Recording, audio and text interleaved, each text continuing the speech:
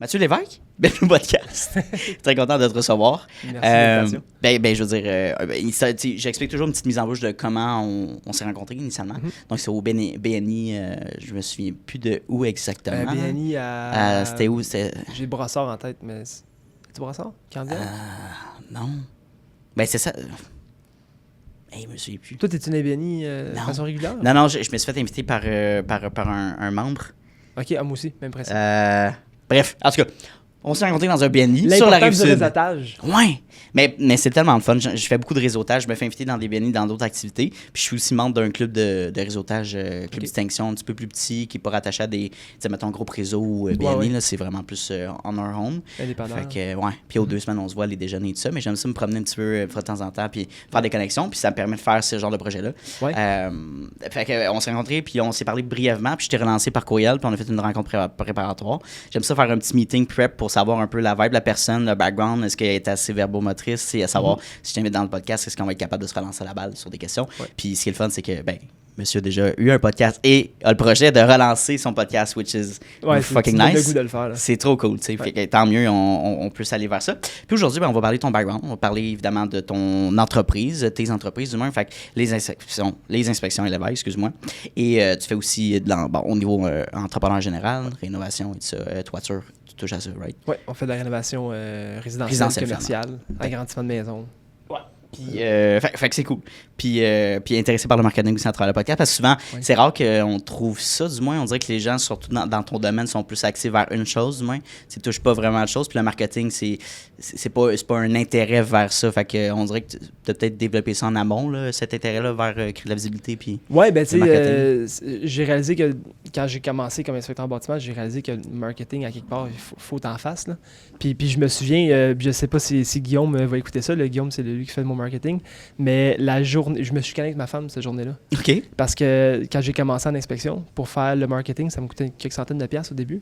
Puis il me restait ça plus comme 50 piastres dans mon compte de banque. Oh. Ma blonde a dit, fais-les pas. Oh shit. Elle dit, mets pas d'argent dedans. Elle dit, on n'a pas les moyens, on n'arrivera pas à la fin du mois. Puis j'ai fait à ma tête de cochon, je l'ai fait pareil. Puis ça a marché. Wow. Puis je l'ai fait, puis grâce à ça, les inspections ont commencé à... J'ai commencé à me faire connaître. J'avais la pression de me vendre 1000 fois au téléphone. Là, puis il fallait que je me vende comme je suis le meilleur inspecteur que tu peux choisir. Là. C'est comme ça que tu es venu chercher tes premiers prospects? Oui, j'avais quelques prospects. Oui, okay. C'est principalement même, c'est rentré. J'en avais quelques-uns que quand j'ai fait mon cours d'inspection, dans mon cours, m'ont engagé pour faire les inspections. Okay. Fait que moi, je n'ai fait 3-4 comme ça au début. Puis après ça, ça a été réseautage, puis j'ai commencé à là-dedans. Oui, ça c'est sûr que ça aide. Mais je trouve que le réseautage, pour la stratégie marketing d'implanter, de créer du contenu, faire des ads et tout ça, c'est bien. Mais il faut comme un complémentaire entre se faire connaître puis dans la vraie vie un peu, puis en même temps mixer le contenu pour créer une relation long terme, puis après faire revivre la flamme en rencontrant cette personne-là en présentiel dans un autre environnement, que ce soit un resto, un événement X, du réseautage encore une fois. Je trouve que c'est un bon melting pot des deux, de miser sur un ou sur l'autre. Je trouve que c'est très risqué puis peut-être pas optimisé, mettons. Oui, non, je suis d'accord avec toi. Je suis d'accord avec toi, vraiment. Le réseautage, ça a eu un gros impact. Le réseautage, j'ai eu le marketing. Après ça, il y a eu les 5 à 7. Après ça, il y a eu des jases avec le monde. On a créé un podcast que j'ai ça, c'est sûr. Mais tout ça ensemble, ça fait en sorte que... j'ai entendu l'expression une fois que tu dis, mais tu sèmes des graines partout. Il y en a une couple qui vont pousser, il y en a une qui ne pousseront pas. Puis il y en a qui vont pousser dans quelques années. Puis c'est correct. Puis on dirait que dans le marketing, c'est le fun que tu aies compris ça dès le début. Tu disais, mon Dieu, tu plantes vraiment une graine, mais on sait c'est du long terme. C'est difficile d'assurer des résultats. Puis dans ma mentalité, ça serait malhonnête d'assurer des résultats sur un nombre de vues, ou un nombre de clientèle, mais on sait que ça va... t'investis dans quelque chose, ça va revenir à travers le temps. Puis c'est un petit peu subjectif, c'est difficile à tracker. Mais c'est le fun d'avoir cette mentalité-là en tant qu'entrepreneur. Il y en a beaucoup qui ont un peu le vieux jeu de dire, écoute, je vais attendre que les contrats rentrent avant d'investir. Puis on dirait que tu avais peut-être le contraire de dire, regarde, si j'investis straight up, clairement, ça va pousser. Oui, mais tu sais, pour moi, c'était un gros risque que j'avais pris parce que je comprenais. Puis aujourd'hui, tu me dirais, Mathieu, tu comprenais peut-être pas l'implication si tu marketing. Je réalisais pas à quel point ça avait un impact de le faire. Je me suis juste dit, je Puis surtout, qui choisir, avec qui je travaille. Ouais. Dans le sens de trouver la bonne personne, tu le sais pas. Là, ils ont l'air super sharp. Là, c'est vraiment en travaillant avec eux, tu vas savoir si c'est un bon fit. Ouais, c'est ça. Puis en faisant des expériences. Fait que, bravo à toi d'avoir fait ce move-là. Puis clairement, ça fructifie. Là, ça a marché. Puis c'est vrai. Puis là, pour revenir aux inspections, tu es en partner, right? Tu es en partnership avec ton collègue. Dans le fond, en fait, les inspections Lévesque, c'est à moi. Ouais. Dans le fond, mon partner, Eric, j'appelle mon partner parce qu'on est partners ensemble dans la construction. Et non dans les inspections. Non dans les inspections. On n'est pas partenaire directement d'inspection. Eric, au début, avait acheté une franchise des inspections Lévesque, dans le fond. Parce que c'était mon stagiaire. Je suis maître de stage avec les nouveaux qui commencent. J'essaie de donner un coup de main à mon domaine. Il y a un manque de formation assez. Surtout au début, quand tu commences, c'est rough. Là. Fait que j'ai décidé de prendre des stagiaires. Puis avec les stagiaires, je me dis, c'est ma carte de filtrer les stagiaires puis trouver des franchisés intéressants, du monde qui sont compétents. Je vais les aider à démarrer puis on va grandir ensemble. Puis finalement, Eric, après, il a pris une franchise, puis après, comme 3 mois, j'ai fait comme fuck off, c'est pas une franchise. D'un, je vais entrer une franchise, c'est de la merde. Puis de 2, je veux travailler avec Eric. Eric, c'est mon partner. Fait que, tu sais, malgré qu'Eric, il a 27, moi j'ai 34, tu sais, on a quand même pas un clash de génération, mais il y a une petite différence, mais Eric a une mentalité assez mature. Puis non, on travaille ensemble. Gen Z millénial, dans le fond, tu regardes ça. Les dates, là, de ça, ouais, c'est ça, 27. Moi, je suis en 91, lui, je dois être genre 80. Ouais. C'est pas si pire, mais tu sais, quand même. Tu sais, moi, je me souviens de la tempête de verglas, lui, il avait aucune crédibilité. Oui, c'est ça. C'est comme ça notre année, 99? 98, ça. Ouais, je t'ai même pas dit. Ok, toi non plus. J'étais en 99, j'ai 27, genre 27. Ok, t'es né l'année d'après, là. Ouais. Ok. C'est bon, toi, t'as été conçu à la tempête de verglas, là. C'est bon, faudrait que je te demande. C'était quel mois? Je pense que c'était novembre ou décembre. Non, mais moi, je suis né au mois de juillet. Ça marchera pas de bord. Ah, peut-être. Ça, c'est une bonne question. Puis tu veux dire merci à... Maman, papa, si vous écoutez le podcast, on va avoir un talk en fin de semaine. Sur ce, j'aimerais qu'on parle, avant qu'on tombe plus dans le crunchy, justement, de tes domaines d'activité, de ton podcast, un peu le comment tu l'avais démarré, dans quelle vision, puis comment tu as créé ces collaborations-là aussi avec Véronique. Puis... Ouais, écoute, dans le fond, moi, j'ai la mentalité de, tu sais, un peu comme avec les inspections, avec le marketing, je me lance, puis je vais, à quelque part, je vais juste m'organiser. Je vais travailler tellement fort. Je vais travailler tellement fort que c'est impossible que je ne réussisse pas. Je vais tellement mettre d'énergie, c'est impossible. C'est impossible que ça marche pas. C'est impossible, je ne lâcherai pas le morceau. Tant que ça ne marche pas, je ne lâcherai pas le morceau. Fait que le podcast, quand on a fait ça, on était 4 au début. Ça avait commencé... on était 4 dans le fond. Puis dans le fond, avant le podcast, qui menait au podcast, ça s'appelle les intervenants immobiliers. Dans le fond, on a parti un groupe, on était courtier hypothécaire, courtier immobilier. Mon partner podcast, Guillaume, qui est conseiller financier, puis il y avait moi, inspecteur bâtiment. Je n'étais pas général dans ce temps-là, entrepreneur général dans ce temps-là. Puis là, dans le fond, on a parti ça les 4 ensemble, puis on faisait des conférences. On louait une salle chez Desjardins, on louait une salle chez Remax. On payait une salle, puis on faisait de la pub Facebook pour pogner du monde, puis on rentrait, mettons, 30 personnes dans la salle, puis on présentait l'importance de nos métiers dans une transaction immobilière. Okay, wow. Fait que je passais devant mes services d'inspection. Je te dis pourquoi faire affaire avec un inspecteur. Voici la liste de raisons. Fais attention. Voici c'est quoi un vice caché. Fait on faisait de l'information. Les intervenants immobiliers qu'on s'est appelés. Puis après ça, ça participé à une coupe de shots. C'était le fun à faire. Puis une fois, je pense que c'était le dernier coup qu'on l'a fait, il y a une personne qui s'est présentée sur 30 personnes qui ont voulu être là. C'était malaisant. Là. Je me souviens, là, on était les 4 à faire une présentation devant un gars. Oh my God. C'était un flop, là. Ah ouais? La personne, était-tu au moins intéressée? Puis je pense qu'elle n'avait pas fait affaire. Je pense qu'elle a fait affaire avec Céline, la courtier hypothécaire, je pense. Oh, ouais. Je n'ai aucune idée. Hey, ça, c'est mais ça, c'est un peu des risques quand tu t'organises ça, mais là, tu go with the flow. Ben, tu sais, si tu l'essayes pas, c'est sûr que ça ne marchera pas. Si tu l'essayes, il y a des chances. Exact. Fait qu'on a fait ça, puis après ça, on a décidé de partir le podcast. Puis on louait notre studio de SF. Ouais, ben oui. Puis je pense que tu avais parlé. Mais ils sont pas ici sur SF, si je ne me trompe pas. Ils ont peut-être déménagé. Non, mais moi, c'est une autre place que j'allais. Ok, ça se peut. Fait qu'à moi, il a bougé à ici, ça se peut, mais. Oui, on se connaît bien, ouais. Ça fait longtemps que je peux aller là parce que justement, on a eu le sponsorship après. Mais dans le fond, ça, on a fait le. Moi, j'ai des longues histoires en passant. Fait que tu couperas tout au montage. On a 3 heures. Mais je vais te relancer. Ma femme, elle m'a dit rentre coucher, puis c'est correct. J'adore. Fait que dans le fond, on a décidé de partir le podcast, les intervenants immobiliers podcast, à la place. Fait que là, on fait le podcast à 4. On s'est dit, on va discuter du sujet de l'immobilier, tout ça. C'était le fun au début, mais là, c'était dur d'organiser l'horaire de 4 travailleurs autonomes. Clairement. C'était impossible. C'était l'enfer, c'est sûr. Ça avait l'enfer. Fait que là, on a reçu comme une personne, 2 personnes, mais on n'était jamais les 4 ensemble, on était comme 2 ou des fois 3 à faire le podcast. Fait que là, dans le fond, les deux filles, courtier immobilier, courtier hypothécaire, ont décidé de débarquer après une dizaine d'épisodes, je pense, 12 d'épisodes. Moi puis Guillaume, on s'est regardé, on a fait comme Chris, this is so fucking cool. Là. J'aime tellement ça. Let's fucking go, on continue, nous autres, là, on aime ça. Fait qu'on a continué à faire le podcast, puis là, on a reçu des invités à la place. Exact. Puis ouais, là, on a commencé à faire des invités, puis après ça, de fil en aiguille, ça a mené à rencontrer des gens dans des 5 à 7, dans des soirées. Puis c'est là qu'on a croisé, c'est drôle. Ah oui, là, ça me revient tout. La façon dont j'ai rencontré Véronique Caron. Ouais. Je suis tombé malade. Avec une chance, je suis tombé malade. Ça m'a fait rencontrer Véronique. OK. Il y a Yang Torres, qui est courtier immobilier à Montréal. Il m'invite, Guillaume et moi, de faire une conférence. C'est la première fois de ma vie que j'irais faire ça. Je capote, je suis excité. Guillaume nerveux comme 15, il shake, tu sais. Fait que bref, la veille de la conférence, je pogne une extinction de voix.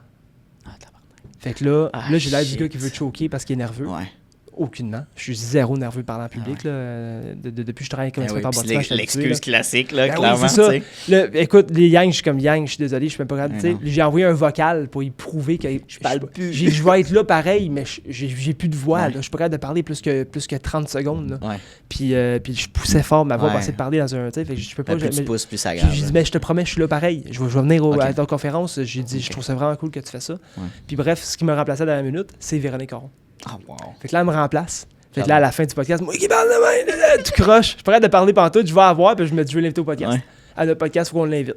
Fait que on l'a invité à notre podcast. Puis c'est après notre podcast, qu'elle a dit, hey guys, elle a dit, moi j'ai un studio. On pourrait faire ça tu sais, je suis comme crème, on fait un sponsorship. Puis là, c'est quoi votre collaboration? C'est un échange de services? Oui, dans le fond, nous autres, grâce à elle, dans le fond, on a évité de payer des centaines de dollars c'est quoi le coût d'un studio? Là? C'est ça, ça coûte cher. Là.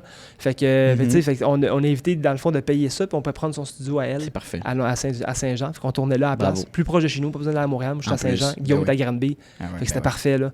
Fait que là, ça, puis elle nous a prêté la salle avec toutes les caméras, l'équipement était déjà tout là. Incroyable. Avez-vous quelqu'un pour faire la technique? Oui, on a engagé notre magicien Félix. Je l'appelle le magicien. Excusez-moi, c'est un bon mot. C'est un technicien de son. Puis, la place n'était pas nécessairement adaptée pour faire des podcasts. Plus faire comme des one-on-one, des shorts, tout ça. Ouais, puis tu veux dire isolation, éclairage. Puis Félix, le magicien, là, il a pris les caméras qui étaient sur place. Puis il a tout joué. C'est un technicien de son dans une école secondaire, lui, privée. Fait qu'il est sa coche, là. Il est vraiment sa coche. Tu veux remplacer lui, mettons, là, c'est pas vrai. Non, je peux. Non, Angelo est irremplaçable, malheureusement. Je fais des blagues. Mais dans le fond, ça fait que là, on a je ça des niaiseries, moi. Donc, dans le fond, c'est ça, Félix, il a joué avec les caméras, avec le lighting sur place, les éclairages. Avec ce qu'il y avait, on a commandé une couple de choses sur Amazon. Il a optimisé, mais avec du stock basic.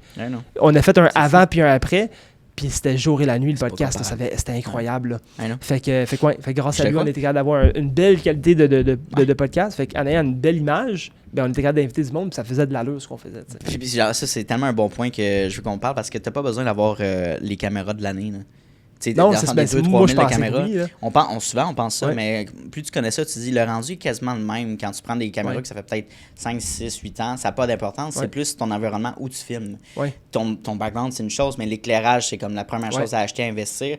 Puis surtout, dans ton environnement, pour les gens qui veulent essayer ça, mettons, créer du contenu ou avoir un podcast, tu veux pas de fenêtre, tu veux pas tu veux contrôler l'environnement. Tu veux contrôler, c'est parce qu'à travers la journée, tu vas avoir des rayons de soleil, tu vas avoir de la pluie, tu vas avoir des nuages. Ça va fucker tout ton lighting. Fait que si tu as des fenêtres, c'est pas grave, tu peux les blackout avec des rideaux ou avec des panneaux. Il y a tellement de choses que tu peux faire. Puis des petits panneaux au mur, comme on a mis ici, au sol, des rideaux, des trucs en tissu qui permettent justement d'isoler le son, puis le rebound, puis l'écho. Ça va aider. Parce que tu peux avoir le meilleur équipement au monde. Si tu n'as pas contrôlé ça, ça va de l'air cheap. Ouais, c'est ça. Ça va entendre cheap. Nous autres, même qu'il a fallu qu'on ajuste un truc parce qu'on n'avait pas tout ça pour isoler le plafond. On entendait l'air climatisé, le moteur était vraiment c'est ça. Fait que là, ce qu'on avait fait, puis encore une fois, Félix le magicien, c'est les micros. C'est dans le lien comme ça. On entendait l'air climatique quand elle démarrait. Fait qu'on on les montait un petit peu, puis on les descendait un petit peu vers le bas. Ben oui. Puis on l'entendait plus. Ben c'est ça. Puis après, il faisait un petit peu de magie avec le montage. Là, il y a toujours la modification. Juste une modification de son légère, puis t'as capable d'isoler, puis de couper le son de l'air climatique. Mais tu vois, c'est juste de comprendre. En plus, il est étudiant en son, là. Fait c'est comprendre. Ouais, parce que lui, il comprend tout comment ça marche. Moi, c'est fort. Moi, il me dit, je vais être correct. Parfait. Tu vas être correct pour le faire, good. Parce que moi, je demande pas à moi de faire ça. J'ai aucune idée. Non, mais après, on a notre zone de génie, puis nos intérêts. Si on se met à tout apprendre, on finirait plus. Non, c'est intéressant. Fait que je voulais juste te parler, mais que ça nous aussi, la stratégie vers ça. Puis là, t'as arrêté. Pourquoi? Puis pourquoi tu vas recommencer aussi? Dans le fond, on a arrêté, Guillaume puis moi, les deux, on a 3 enfants. Okay. Manque de temps. C'est quand même drôle parce que nos deux blondes sont infirmières. Boy, implication. Une vie mouvementée, occupée. On a pris une pause. On s'est dit, on va prendre une pause d'une couple de mois.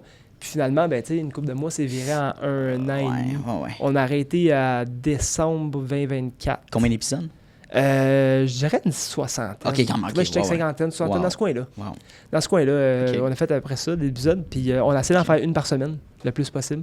T'sais, 1 ou 2 semaines. Au moins minimum une par semaine. On a essayé de faire ça. Mais là, on tournait de soir.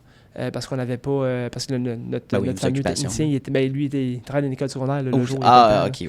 Fait qu'on tournait de soir pour adapter pour lui. Mais là, moi, 3 jeunes enfants, Guillaume aussi, fait là, les enfants, c'est la gestion, c'était pas facile. Ouais.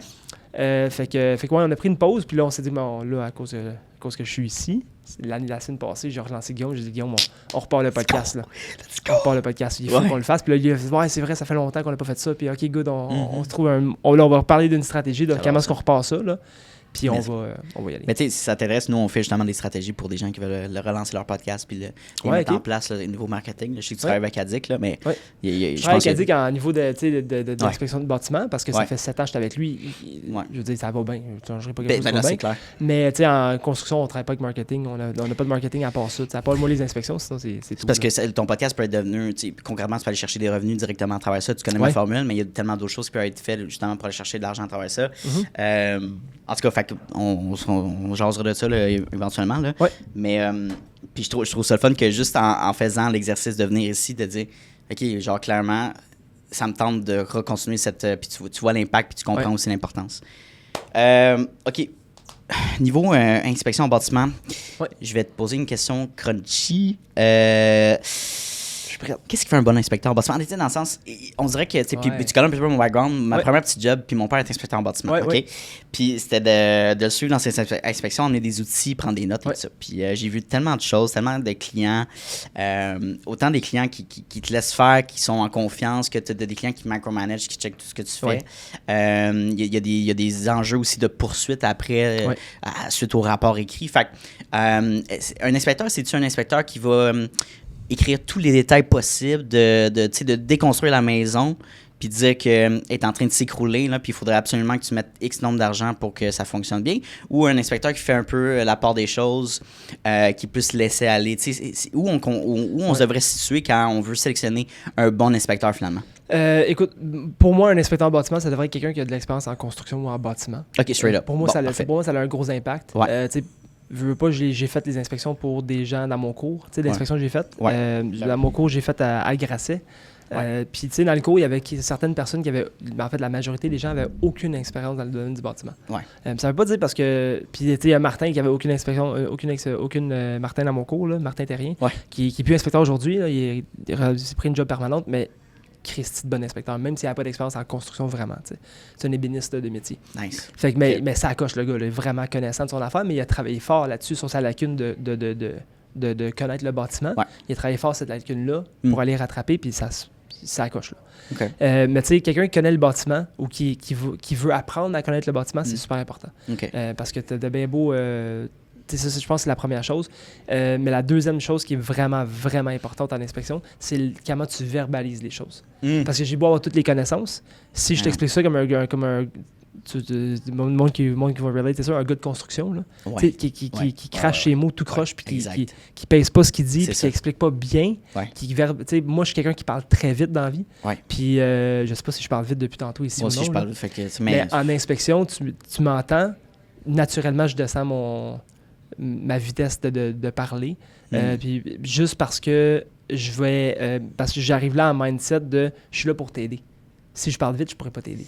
Je comprends. Si je t'explique mal, même si je vois les problèmes, mais que je pourrais de te l'expliquer, à quoi je ne savais pas grand-chose, parce que tu ne comprendras pas plus en bout de ligne ce que j'essaie de te montrer. Fait que, c'est important qu'un inspecteur, pour moi, la verbalisation des problématiques sont vraiment importantes. Oui, il y a un mot en tête qui vient de me popper, les ventes de bœuf. Oui, dans la brique, les murs de briques. C'est comme quelqu'un qui connaît pas ça. Qu'est-ce que tu veux dire, un vente de bœuf? Puis là, tu continues ta phase. Mais attends, c'est quoi? Qu'est-ce que tu parles, là? OK, mais c'est ça, puis ça peut être causé par ça. C'est ça, il y a 2-3 affaires. Mais c'est ça, c'est de verbaliser, puis je pense qu'il y a beaucoup de gens, puis d'inspecteurs qui vont tomber dans plus l'information, puis cracher plein de gros mots, plus en mode professeur, tu sais, en mode, tu sais, comme technique, mais pas en prenant conscience de la personne qui est devant toi, qui n'est pas dans ce domaine-là. C'est ça. Puis s'il l'est, tant mieux, mais si c'est pas ça...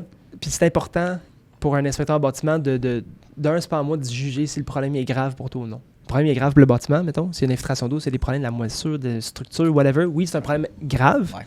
Mais est-ce que pour toi, ça te stresse de l'acheter la maison puis de réparer ça? T'es-tu conscient, dans le fond, de Sois conscient de ce que tu achètes, l'implication que ça demande de réparer tel truc. Puis après ça, tu sais, j'ai déjà fait, durant COVID, ça a été un peu fou, là, tu sais. Puis les inspections, puis je me souviens, j'ai fait une inspection pour un client, puis la maison, personnellement, dans ma tête, je me dis que je crisserais le feu là-dedans, ce serait plus simple. Fait que, tu sais, mais à ce point-là, à la maison. Tu pensais à ça pendant que tu faisais l'inspection? Oui, pendant l'inspection, à la fin de l'inspection, dans ma tête, j'ai pas dit ça au client. Non, c'est pas de mes affaires. Non, je comprends. Puis après ça, il me dit, c'est le fun parce que il dit, la maison me coûte cher, j'ai pas mal de stock à faire dessus. Ouais. Il dit, je pense pas que financièrement c'est un bon move, mais il dit, j'étais à 2 coins de rue de l'école de ma fille. OK. Fait que t'achètes la maison pas à cause de l'État, t'achètes la maison parce pour le positionnement, à cause que t'es proche de l'école de ta fille. Ça, pour toi, ça vaut le 100 000 $ de travaux que tu vas mettre. C'est pas à moi de juger ça. C'est vrai. C'est pas mes affaires. Je comprends ce que tu veux dire. Toi, peut-être, tu ferais pas ce move-là, mais lui ou elle. Tu sais, moi, j'ai acheté une maison ancestrale, 1895, que, tu sais, on a rénové, puis c'était bourré de vis cachées, qui ont volontairement caché les anciens propriétaires. OK, bon, super. Puis, s'ils écoutent, ils peuvent aller chier. Ouais, c'est ça. Vraiment. C'est ça. On a toujours fait ça avec Camille. Ouais, ça fuck you, aussi. Fait que. Quel nom, telle adresse, cette personne. Ouais, c'est ça, je sais où ce qu'il habite, mais je mettrai pas son nom. mais bref, ça, j'ai acheté la maison. Mais tu vois, quand on a eu des travaux à faire à la maison, on a changé nos fenêtres. Puis les murs en pièce sur pièce, c'est comme des 3x10, des gros morceaux. Ils ont arraché avec la fenêtre. Fait qu'il y a eu comme la maison comme droppé, genre le pouce était en train de dropper, puis il a fallu qu'on la jack un peu puis tout. Ma blonde n'a pas dormi pendant 2 semaines. Puis tu sais, les fenêtres, quand on les a changées, vu qu'on tombait en vis cachée, tout ça, on a mis un tie-avec. Je suis brillant de même, j'ai changé mes fenêtres au mois d'octobre, tu sais, fin octobre. D'une place qui vente comme ça se peut pas. Tout ce qui let's go le fait, là. Ouais, j'ai pas pensé à ça, tu sais. Fait que, bref, on a vécu pendant 2-3 mois, le temps qu'on installe la fenêtre, parce que la fenêtre n'était pas mise en place parce qu'on voulait dénoncer un vis caché et tout ça. Ouais. Fait qu'on j'ai mis un tie-avec à l'extérieur, avec de la laine puis un plywood. Mais le vent, il vient dans cette fenêtre-là. Ouais. T'sais, au point que tu entends le vent siffler à travers une fenêtre neuve. Là. Fait que, imagine un tie-avec. T'as rien de souper avec tes enfants, ça à manger, puis tout le monde a un coton ouaté sur le dos et un manteau. Ma blonde, ma femme, elle s'est dit... On fait quoi, là? Ouais. Quelle gaffe monumentale qu'on vient de faire d'acheter ici. Moi, je me suis dit, c'est un mur de bois avec de la laine, puis on réisole, puis on fait le revêtement, puis là. Moi, ça me stressait pas. Mais tu sais, pas être là. Moi, c'est quelque chose que je... Tout ça pour venir que... C'est pas parce qu'une maison est en mauvais état qu'elle n'est pas achetable. Ça dépend de toi, ça dépend de ta tolérance au risque, ça dépend de ce que toi, tu es à l'aise d'endurer, de ne pas endurer. Il y a du monde qui veulent que ça soit neuf, spick and span, ils veulent rien savoir de rien. Puis il y a du monde que, dans ma tête à moi, je brûlerais à la maison, ce serait plus simple. Puis les autres, comme, c'est parfait, c'est à 2 coins de rue de l'école à ma fille. Ça a une valeur pour eux autres qu'inestimable, c'est correct. C'est tellement variable que c'est du cas par cas. Tu peux pas dire, même si la maison est à remettre à terre, mais peut-être que le positionnement est insane, puis t'es peut-être mieux de reconstruire au pire. Faire reconstruire. Ou si tu as des connaissances, tu es entrepreneur général, puis comme le coût des rénovations, tu peux le faire toi-même, ou tu as des menuisiers, des charpentiers, ben, Chris, let's go. Là. Ça dépend du cas par cas. Puis en même temps, oui, c'est super cool, la vie d'acheter du neuf. Mais du neuf, c'est peut-être pas si neuf que ça. Le neuf, c'est pas comme si c'est ça. Fait que ça, on pourrait peut-être en parler, on peut jumper ce sujet-là. T'en vois souvent des constructions neuves. Oui, le neuf, c'est quelque chose, malheureusement, le neuf a beaucoup de problèmes. Parce que logiquement, ça devrait pas. C'est neuf. Ça devrait pas avoir de problème. Ou du moins des problèmes majeurs. Mais tu sais, c'est pas pour rien que avant la GCA, il y avait une autre assurance là, pour les maisons. Elle a fait faillite. La dette a été rachetée par le gouvernement. Fait qu'on paye toute la dette, tout le monde ensemble au Québec. Oh, cool. On se fait dans la main pour on paye une dette. On est bon pour payer des dettes du gouvernement. On est très fort là-dessus. Fait que bref, dans le fond, ça a été racheté la dette par le gouvernement. Puis après ça, il y a la GCA, la garantie construction résidentielle, qui ont décidé de faire les choses différemment depuis 2015. Puis c'est déjà mieux, mais ils n'ont pas assez d'inspecteurs pour la quantité de construction déjà qui se passe. Puis en plus, il faut ramper la construction neuve, il faut la ramper solide parce qu'il manque de logements. Là. Fait qu'il faut l'augmenter. Puis la GCA, déjà là, fournit pas vraiment. Fait que je vois pas c'est d'augmenter la construction, mais de la qualité aussi. Oui, mais tu sais, il y a une limite aux inspections que tu peux faire. Puis je me souviens, la tournée GCA qu'ils ont faite, j'étais allé il y a une couple d'années. Puis il y a une affaire qui m'a pu au nez. Là. Okay.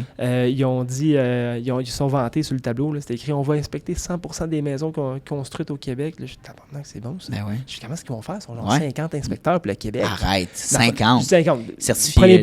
Pas sur mon... Okay. C'est pas exactement ça, là, c'est peut-être 52. Ah ouais, mettons 70, là, mais c'est pas beaucoup. Là. C'est vraiment pas rien. Ils sont pas assez. Là, j'ai dit, comment est-ce qu'ils vont faire ça? Fait que là, finalement, quand tu regardes les petites lignes, ils inspectent dans le fond un item par maison. Fait qu'exemple, ils vont faire le tour d'un quartier, puis ils vont aller vérifier une problématique irrégulière, c'est les larmiers au-dessus des fenêtres. Bon, parfait, on va aller inspecter les larmiers au-dessus des fenêtres. Juste ça. That's it. Wow! Ça fait tellement un bon bilan de la propriété, ça. En quoi c'est pas inspecter 100% des maisons, ça? C'est stupide. J'inspecte 100% des maisons, mais j'inspecte 0.1% de chaque maison. Ça sert à quoi, si je vois avec les mots, là. Fait que ouais, ça m'a dérangé, ça, quand j'ai dit, soyez vrai, là, dites-les que vous avez pas les effectifs. Puis... Fait que, pourquoi, on va revenir à la problématique de pourquoi tu dis, mon Dieu, du neuf, pourtant, c'est mal construit, c'est trop vite fait, il n'y a pas de qualité de main-d'œuvre, c'est quoi qui arrive? Je suis reparti Mundi aussi. Puis, tu sais, la construction résidentielle, quand tu commences un projet, t'es déjà en retard. En gros, là. Shit, okay. Tu sais, au point que les marges de profit sont tellement pas élevées que les entrepreneurs, ils n'ont pas le choix de ça roule. Puis ça prend, s'ils décalent la construction d'une semaine, une semaine et demie totale sur le projet, ils ont grugé les profits. Là. Ils ont grugé les profits pas mal parce que ils ont les intérêts, ils ont des prêts à faire rouler. Puis il faut qu'ils passent chez le notaire pour être payés. Fait que, il y a beaucoup, beaucoup de pression sur les entrepreneurs. Puis quand tu mets cette pression-là à être hyper productif pour un petit peu de profit, ben veut pas, ils vont chercher à couper coin rond. C'est la nature humaine est comme ça. Si ta business ne fait pas d'argent, tu vas trouver une façon qu'elle fasse de l'argent. Ça, c'est normal. À partir de là, est-ce que tu devrais être malhonnête, faire les choses mal? Non. Ouais. Mais ça mène à ça, tu sais. Puis, tu sais, il y a des maisons que j'ai inspectées, justement, que, tu sais, après l'inspection en pré-réception, ça veut dire que la maison, elle vient d'être finie de construire ou presque finie de construire. Puis, on l'inspecte avant que les gens passent chez le notaire. Puis, tu sais, que j'ai déjà vu des maisons qui en avaient pour 100, 150 000 à mettre sa maison. Jesus Christ. Ça n'a aucun sens. La maison coûte 350 000, 400 000. Faut que tu mettes 150 000 en réno. What the fuck? Ça marche pas, là. Fait que, tu sais, puis surtout des problématiques que c'est reconnu que c'est des points à problème, puis que l'entrepreneur, je me souviens, durant une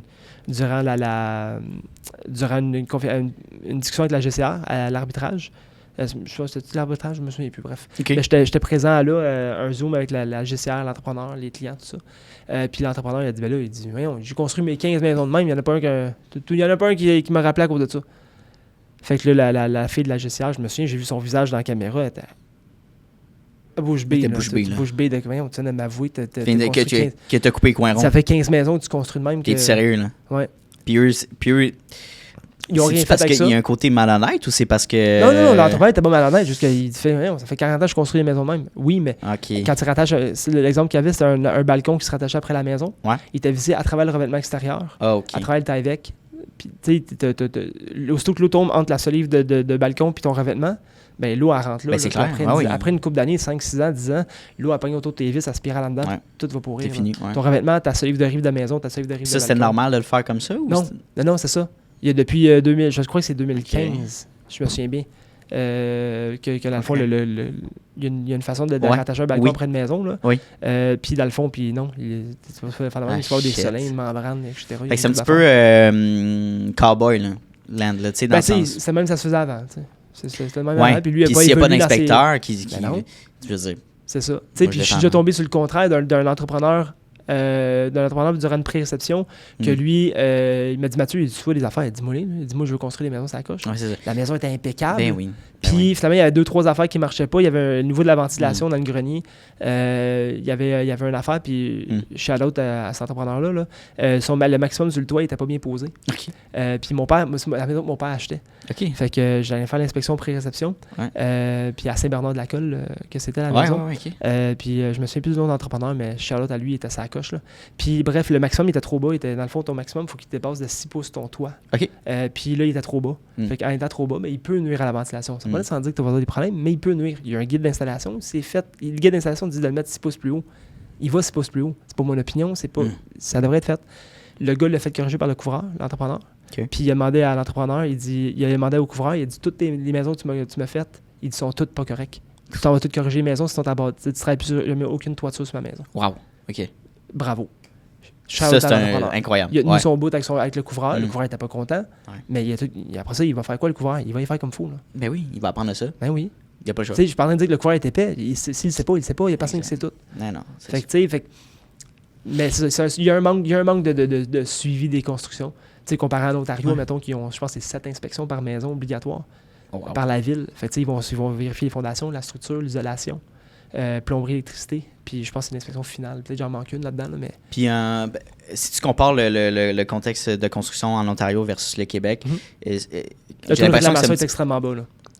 C'est ça, OK. Fait j'imagine qu'ils sont beaucoup mieux équipés, peut-être, mieux structurés. C'est un autre marché. Là, toute réserve, me semble, c'est relancé à la ville. Puis la ville, dans le fond, s'engage à avoir un inspecteur qui passe sur la maison 48 heures, maximum de 48 heures quand tu l'appelles. Parce que tu peux pas aller plus loin dans la construction, tu peux pas fermer tes murs tant que tu n'as pas les temps. Puis avoir déjà travaillé j'ai pas travaillé dans la pose de gyps en Ontario. C'est même que j'ai découvert ça un peu. C'est que là-bas, dans le fond, ils ont fait isoler la maison. Puis l'isolation qu'ils ont faite, il y avait des défauts dans l'isolation. Puis il y avait des pare-vapeurs mal scellés dans la maison. Fait qu'ils n'ont pas donné l'étampe pour poser le gyps. Fait qu'on peut pas fermer les murs. Tant que c'est pas fait. Nous autres, on a perdu une journée de travail. Ça faisait chier. Mais il a fallu qu'ils reviennent. Ils sont revenus corriger l'isolation sur la liste de corrections demandée.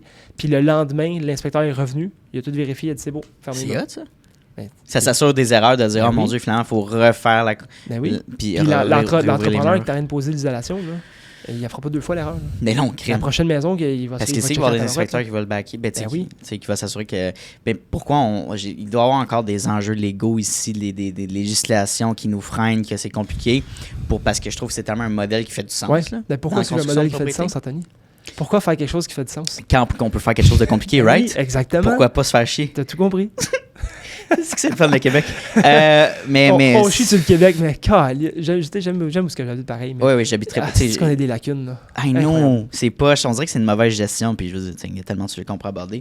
Mais fait que ça, c'est intéressant. Puis disons que je suis un prochain acheteur et je veux m'acheter un bungalow. On va essayer de nicher dans une sélection de propriétés, un bungalow. Y a-t-il une année de prédilection? Tu dirais peut-être que tu pourrais t'enligner là-dedans parce que peut-être dans ces années-là, c'est un petit peu mieux fait. Ou quoi watcher, même avec l'inspection, là, ou avec l'inspecteur, quoi watcher puis prendre en compte qui est important dans une propriété. Là.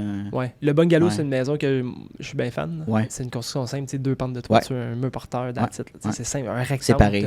T'as pas des maisons d'estrade avec des tourelles puis des 8 millions de pentes de toiture qui peuvent couler de partout. Là. Ouais, c'est ça. Fait que ça, je suis vraiment fan de ce genre de maisons-là. Puis un bungalow, moi je dirais les années 70-80.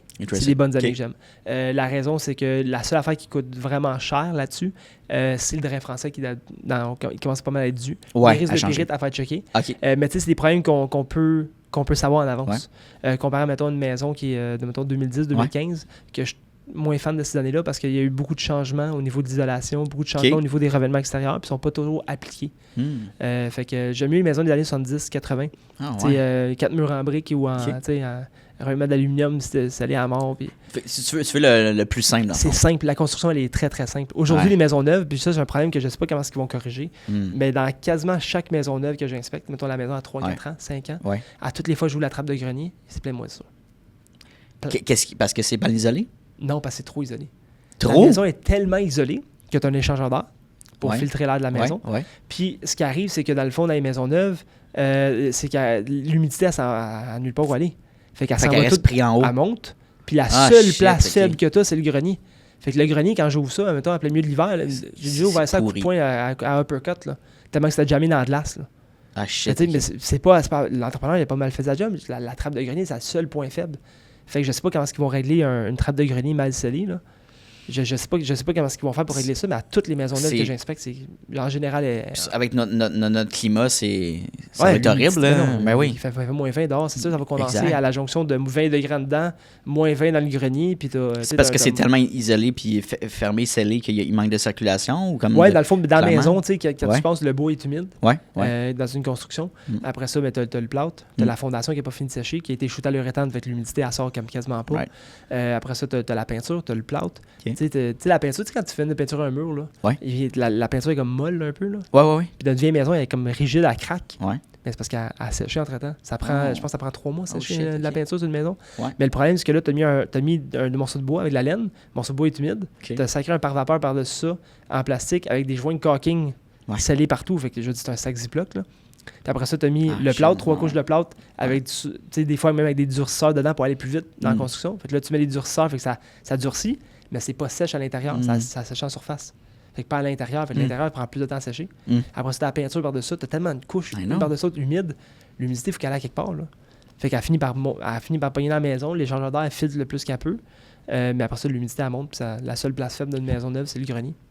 Puis il y a tellement d'autres sujets aussi qui pourraient être intéressants, mais juste une petite parenthèse. Il y a le radon aussi qu'on entend plus parler. Ouais, c'est quoi exactement ça déjà? Le radon, dans le fond, c'est un gaz inodore, incolore, qui est sur la dalle de béton, surtout dans les régions rocheuses. Là. Mais la raison pour qu'on entend de plus en plus parler aussi, c'est parce que les maisons, ça se dissout facilement dans l'air. Mais les maisons sont tellement scellées aujourd'hui que le radon, il reste dans la maison. Ça reste un problème? Ben oui, ça devient un problème grave. C'est la deuxième cause de cancer les poumons pour les non-fumeurs, ouais. La première, c'est la fumée secondaire, puis la deuxième, c'est les radons. Si tu ne fumes pas, t'as le radon qui ramène ça. Fait tu sais, mettons, t'as Mont-Sédilan, Belleuil, tout ça, dans ces régions-là, je conseille vraiment fortement tout le monde de faire un test de radon l'hiver, là, sur une période de 3 mois. Là, on parle de sous-sol. Excuse-le, je parle d'un autre sujet. Là, mais... Non, mais on parle d'un sous-sol, une situation du sol. Oui. J'ai l'impression qu'il y a tellement de lacunes d'avoir un sol. Tu sais, comme, juste, tu regardes l'année dernière, où, quand il y a eu beaucoup de pluie à Laval, là, dans les environs. Je veux dire, mon père, il y a un triplex en HMD, puis il s'est fait flooder ça d'eau dans le sol. Tu sais, Chris, à Laval, on n'est pas proche. Non, je suis pas fan de sol non plus. Mais c'est dangereux. Tu sais, c'est plus... Pour l'avantage, c'est aussi mieux d'avoir un plein pied. Ouais. Ça coûte le même prix. Tu bâtir 2 étages ou bâtir un sol puis un étage, un rez-de-chaussée, c'est le même prix. Ça change rien. Tu sais, pour les problématiques d'inondation potentielle, l'humidité, name it, là... absolument, c'est pas... dans le fond, je pense que la raison pour des sols, c'est parce que vu que ça compte pas comme un étage, tu sais, les maisons, toi, tu peux bâtir 2 étages, ben tu peux bâtir 2 étages hors sol, puis un sol. Oui. Fait que t'as comme 3 étages. Sure. Fait que tu peux comme compresser. C'est sûr que c'est avantageux. Des réglementations, là. Ouais. Mais, tu sais, c'est ça. Mais un sol, non, c'est un problème d'humidité, le sol. Les fissures de fondation, il y en a quasiment à chaque maison. Right. Chaque fissure de fondation va finir par mener à une infiltration d'eau, il faut que tu les fasses injecter. Ben oui, parce que notre sol, il bouge tout le temps. Des problèmes, ben oui. Au Québec, là, on sait, ça gèle, ça dégèle, ça gèle, dégèle. On est parti l'autre jour de moins 5 à 22 la même journée. Puis ça, là. Tu sais, fait comme... Tu regardes ça et t'es comme, ouais, attends. Là. Fait que je pense qu'aussi, les gens ont extrêmement peur quand on voit une fissure sur le béton, la fondation. Ça veut pas dire que c'est peut-être une fissure en surface aussi. Là. C'est pas structurellement. Là. Fait mais non, c'est pas structurel. C'est juste une craque parce que le béton, il joue avec l'humidité. C'est ça. Froid, puis ça dilate pas du béton, ça bouge. Ça peut pas. C'est pas flexible. Fait que ça finit par craquer, puis ça craque, mais là, ça finit par faire une infiltration d'eau au printemps, quand il y a bien de l'eau dans le sol. Pourquoi, tu sais, tantôt je t'ai mentionné l'enjeu d'être inspecteur. C'est le fun, c'est de l'accompagnement, c'est créer une connexion avec l'acheteur ou le vendeur. Pourquoi quelqu'un reviendrait envers toi sur un problématique avec le rapport, d'aller en cours et tout ça? Ce stress-là, comment tu le manages? Puis deux, qu'est-ce qui peut causer justement d'aller dans ce scénario-là? Je te dirais, dans le fond... en fait, ma question, c'est pourquoi c'est aussi commun, genre? Oui, je pense qu'on est la première personne comme facile à pointer du doigt? Oui, pointer du doigt. Mais l'inspecteur ne l'a pas vu. Oui, mais l'inspecteur ne l'a pas vu. Mais l'inspecteur ne peut pas tout voir, surtout avec les nouvelles réglementations. Ben oui, les nouvelles réglementations qui s'en viennent. Ça, je trouve ça plate. Mais bon. Fait que oui, c'est ça. On est comme la première personne à viser. Ben, ils viennent de venir voir la maison puis ils ne l'ont pas vu. Oui, mais qu'est-ce que c'est? Dans le beau verre mur. Tout voir à chaque affaire. Tu dois arracher tes murs. C'est ça. Je peux pas deviner qu'en arrière du mur, il y a eu un ancien dégât d'eau il y a 5 ans qui n'a pas été réparé. Je peux pas le savoir. Là. Exact. Fait que ça. Puis, je veux dire, chaque maison, surtout au Québec, finit par avoir une infiltration d'eau un jour. C'est inévitable. C'est inévitable. Tu repousses ta défaite, en gros, contre l'eau. Fait que de blâmer l'inspecteur parce qu'il y a un dégât d'eau qui est arrivé 6 mois après l'inspection, mais peut-être pas de ma faute. Là. Oui, des choses que je peux voir, que je peux vérifier d'avance. Exemple, mauvaise ventilation de grenier.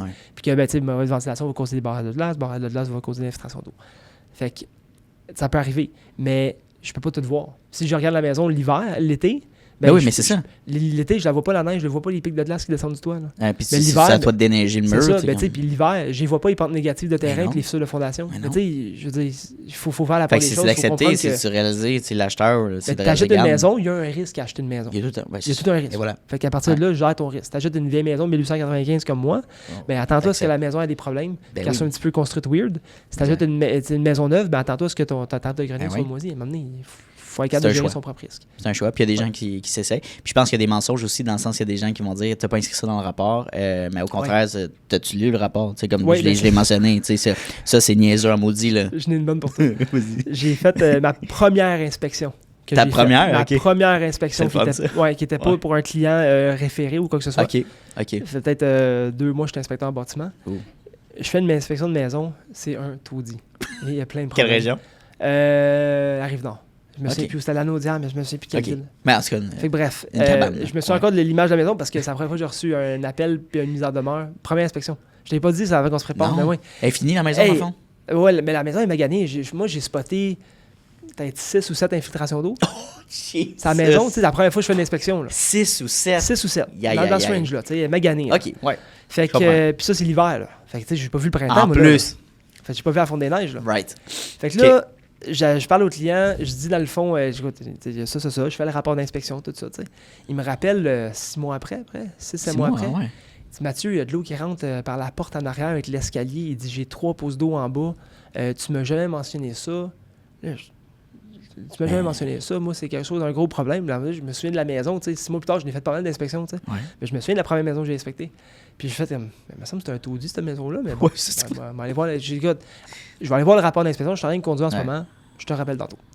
Je le rappelle, moi, le cœur dans le tapis. Ben oui, la patate qui pompe. Tout tombe. C'est fini. Je suis plus inspecteur bâtiment. Je vais me faire poursuivre. Surtout la première. Les assurances, je suis dans. Je me dis, première inspection que je fais des gaffes majeures.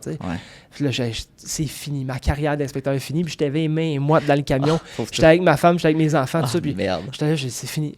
C'est fini. Je ne vais plus jamais retravailler dans le domaine. Je voyais ça gros. Là. Fait que là, je regarde le rapport d'inspection. Puis à la page, par exemple, 32.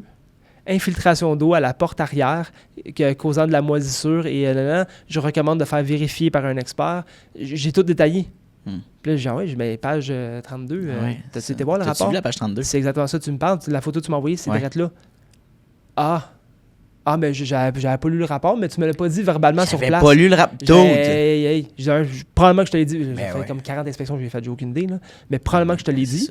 Et de 2, le rapport avec photo est là pour ça. Ben oui. Faut que tu lis le rapport. Exact. Il me dit, j'ai pas lu le rapport. Mais ça sert à ça. C'est moi dans la maison, t'as jamais lu le rapport. Puis là, il avait enclenché des procédures, il t'avait fait une mise en demeure. Ouais. Tu sais, c'est comme, tout. Au moins, lis le rapport. Je suis un humain, je suis pas parfait, là, mais je dis, lis le rapport avant d'acheter la maison. Là. Je peux pas croire. Surtout quand c'est grave comme ça, tu peux pas dire. S'il n'y avait pas d'infiltration ou peut-être une, là, tu te dis, oh mon Dieu, il y a peut-être, là. Il t'a flagué tellement de problèmes que tu te dis, c'est impossible. Puis je veux dire, même si, mettons, j'aurais flagué 7 infiltrations d'eau, puis il y en a une 8e qui apparaît. Ouais. C'est pas impossible. Ça fait même du sens. Il y en a eu, ça en peut-être 8, là. C'est ça. Mais je me demande aussi. Encore une fois, j'ai fait une couple d'inspection. Puis tu arrives dans les milieux des gens qui habitent là. Et tu as des gens qui vont préparer ça, ils vont enlever les objets des murs. Ouais, des fois, T'en as, c'est. T'as du stock partout. Là, là t'es comme. C'est-tu ta job de pousser les meubles ou t'es comme. Vraiment, tu sais, c'est on dirait que dans ma tête, c'est difficile à jauger. Où est-ce que je m'en vais? Y a-tu des points forts dans une propriété? Absolument, il faut tasser. Tu sais, que là, il y a peut-être un potentiel d'aller checker. Faut faire la part des choses. Moi, je trouve ça ridicule qu'un inspecteur ne peut pas tirer une boîte de carton. On ne peut plus, là. Ben, c'est ça. Ben, la nouvelle loi qui va rentrer en ligne de compte, on ne pourra plus. Là, en ce moment, vu que la nouvelle loi n'est pas là, on doit se fier. Puis la jurisprudence a prouvé que si un inspecteur ne tasse pas une petite affaire, une boîte de carton, pas une table avec un miroir dessus, puis un vase, les urnes de ses grands-parents, là, je ne toucherai pas à ça. No way que je touche à ça. Ben non, c'est ça. Des vases en vitre, des affaires de même, je tasse pas ça. Je tasse un piano, no fucking way. Ben non. Des affaires de même. Mais une boîte de carton à terre parce que tu déménages, tu as préparé une coupe de boîte. Puis je sais, comme étant les maisons des années 60, que le drain français est probablement fini, puis que je vais tasser, je vais aller voir l'arrêt du mur. Je sais qu'il y a un risque haut d'élever le problème, fait que je vais aller jeter un coup d'œil. Fait que, excuse, c'est quoi ta question? Mais de toute façon, ça se demande. Non, mais c'est ça. À la limite, ce que je vais faire, c'est que je vais dire, y a-tu des choses que vous pourriez tasser, s'il te plaît, parce que j'aurais commencé à aller voir telle place? Exact. Ça se demande, là. Ben oui, ça se demande. Puis, à la limite, souvent, les courtiers aussi, ils vont donner un coup de main. Ils vont tasser 2-3 trucs. Eux autres non plus, ils ne tasseront pas un vase, les zones des grands-parents, ils ne toucheront pas à ça. En tout cas, s'ils touchent à ça, ils sont malades. Moi, je le ferai pas. Ça t'est-tu arrivé de faire une inspection puis d'avoir. Tu sais, genre. Là, j'ai mon père qui est entrepreneur général là, qui va me suivre dans l'inspection, juste pour watcher, tu sais, puis se brasser. Puis, c'est ça, le beau-frère. Ouais, beau-frère, mais tu sais, qui te challenge un peu. Ouais.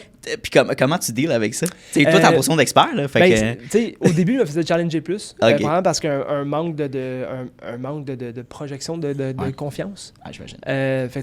Puis il y a une fois que c'est arrivé, je me souviens, je me suis tanné. Un courtier mobile qui m'obstinait.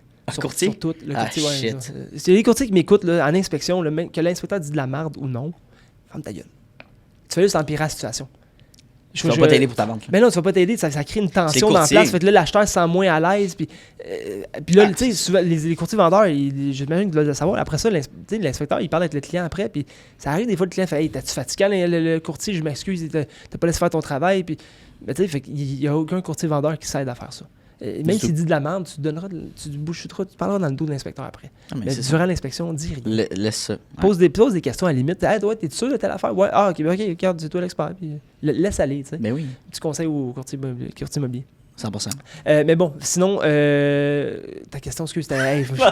Non, attends, moi aussi, j'ai... Mais... On parlait des oui, les gars de construction, les beaux-frères. Ben, c'est ça. Ouais, c'est ça. Ou le papa, tu sais, puis le classique. Fait quoi, ça, le classique. Puis, tu sais, ils sont dans la bienveillance, là. Ben oui, ils veulent aider, là. Tu sais, sa fille a 22 ans, qui a économie d'une vie, qui achète une maison. Ouais. Moi, je connais la construction, je vais m'assurer que, tu sais, il engage un inspecteur, là, mais moi, je vais checker la maison comme il faut parce que c'est ma fille. Le client acheteur qui est un ingénieur. Oui. En fait, les ingénieurs, les technologues, les architectes, puis les professeurs d'école. C'est les trois métiers. Ouais. Ces trois métiers qui sont très analytiques. Oui, ben, make sense. Fait que, ouais, écoute, au point, il y en a un qui m'a déjà demandé l'épaisseur d'un tuyau de PEX. Là. OK. Il voulait savoir l'épaisseur du tuyau. Yep. Puis il voulait savoir si le commercial et le résidentiel, c'était pareil. Ça valait la peine de faire des réparations en commercial. Tu sais, un détail que tellement précis. Ouais, d'un, c'est le même tuyau. Puis de deux, on s'en fout. Le tuyau est appliqué au résidentiel. Il respecte le code du résidentiel. Sure. Ben, c'est ça. Fait comment tu joues avec ça, dans le fond, puis aider l'inspection, dans le fond? C'est ça. Dans le fond, écoute, moi, dès en partant, je leur ai dit, écoutez, je fais l'inspection, je suis là pour vous aider. Si jamais vous avez des questions, gênez-vous pas. Okay. La question ne peut pas être niaiseuse, je suis là pour ça. Ouais. Puis là, souvent, je demandais, avant l'inspection, je pose pas la question parce que c'est personnel, mais à l'inspection, je vais faire comme 5-10 minutes d'inspection. Puis, en passant, moi, je joue avec le monde parce que la vie est belle. Puis, je veux que le monde soit à l'aise. Créer un lien. Créer un lien. Je suis convaincu que si je crée un lien avec toi, je peux mieux t'aider. Je suis convaincu. Fait je leur demande souvent, hey, c'est ce qu'on fait dans la vie. Ça me donne un peu une idée. Je suis entrepreneur, moi, je suis en charpentier-menuisier, ou moi, je suis en informatique, je suis en marketing, peu importe. Ah oui, ok, ben, puis je fais dans les jokes avec ça. Je trouve une petite joke que je peux faire. Mais ça file moins, genre inspecteur, puis là, on s'en va. Moi, je tombe pas dans l'ego. Détruire ta maison. Je suis pas dans l'ego, je suis là pour aider, je suis là pour décrire la maison, décrire l'état de la maison. À partir de là, tu prends ta propre décision. Tu peux être aimable, puis avoir du plaisir avec le. C'est le but. C'est ça. À toutes les fois, il fait l'inspection, il me demande combien de temps pour ton rapport d'inspection? Je regarde dans 2-3 mois, là. Il me regarde avec des... Ben non, ah ouais, ça, 2-3 jours. C'est déjà, moi aussi, c'est mon genre d'humour. Ben oui, on fait des blagues, on garde ça détendu, les monde sont stressés. Et bref, fait que le beau-frère puis l'entrepreneur, moi, je dis que c'est j'utilise leurs compétences dans l'inspection. OK. Même maintenant, j'ai un client qui est plombier. Je vais comme lui poser des questions de plomberie. Hey, ton pied-trap, là, quand tu le fais d'une douche, là, depuis quand c'est un 2 pouces puis un pouce et demi maintenant? Ah, et là, il part, ça fait plaisir. Ouais. Il va t'enseigner des choses. Je sais déjà la réponse, mais je dis ça pour créer un lien pareil, puis ça me fait plaisir de t'écouter, puis peut-être que tu vas me dire quelque chose que je ne savais pas. Ouais. C'est ton expertise de la plomberie. C'est fort, ça. Je vais le prendre. Toi, on dirait que tu as un niveau... de maturité émotionnelle aussi, que tu as des soft skills clairement humains pour comprendre un peu comment bien parler. Plutôt que de dire, moi, je suis expert dans le technique pour comprendre un bâtiment, mais tu as le côté aussi comment bien lider l'inspection avec les autres parties, puis que tout le monde soit en bonne relation, puis ça évite des problématiques de... mise en demeure, puis de non-compréhension, de clarification, tu sais. Ben oui, tu sais, puis c'est important, je trouve. C'est super important, je pense, puis tu sais, on travaille quand même dans le service avec du monde. 100%. Il faut que tu sois agréable. Tu as beau connaître le bâtiment comme le fond de ta main, si t'es un excuse-moi du terme, mais un hostie de manger. T'as un air d'air, ouais, c'est ça. T'as un air bête, t'es condescendant, tu sais. T'as beau être bon, t'es pas agréable à être autour de toi. Pourquoi je ferais travailler? Tu sais, pourquoi je te référais aussi? C'est ça. Il y a d'autres inspecteurs qui sont compétents. Moi, je me considère compétent, mais je suis pas tout seul compétent. Mais imagine si je suis compétent puis aimable comparé à l'autre qui est juste compétent. Merveilleux. Tu sais, il y a des inspecteurs, excuse-moi, qui tombent des fois dans l'ego parce qu'ils veulent comme montrer qu'ils sont bons puis montrer, moi, je connais ça. Je connais le bâtiment, toi aussi. Puis, regarde, monsieur que... T'as encore des choses à apprendre. Pierre, le papa de 55 ans, 60 ans, qui a ta fille de 20 ans a acheté une maison, il a rénové sa maison au complet, puis il a travaillé... Il connaît peut-être pas tout, mais c'est pas un cave non plus. Mais non. Tu sais, c'est pas un épais. Il y en a vu des problèmes d'infiltration d'eau, puis de se poser des questions, puis il sait c'est quoi, là. Ouais. Fait que c'est pas un épais. Fait que, tu sais, de dire, ben moi, je suis inspecteur, toi, t'es le beau-frère qui a fait des travaux, non, t'es pas nécessairement un épais. C'est clairement, c'est comme de créer un climat de respect, tu sais, en amont, puis straight up en arrivant sur l'inspection. Ouais, c'est ça. J'invite tout le monde à me poser des questions, il n'y a pas de stress. C'est ça. Gêne-toi pas. Je le dis tout le temps, pose-moi des questions, gêne-toi pas, il n'y a pas de questions niaiseuses. Puis si jamais je t'explique quelque chose, puis que c'est pas clair, ou que t'as une question, t'es pas sûr que je t'ai mal expliqué la gravité de la situation, puis que tu penses que c'est grave, arrête-moi, on repart à zéro. Okay. Je vais réexpliquer au complet, même s'il faut que je le fasse 20 fois, ça ne me dérange pas. Puis je leur dis, quand même que je passerais 30 minutes de plus à la maison, 30 minutes de mon temps vaut le 500 000 que tu dépenses. Là. 100%. Il n'y a rien là.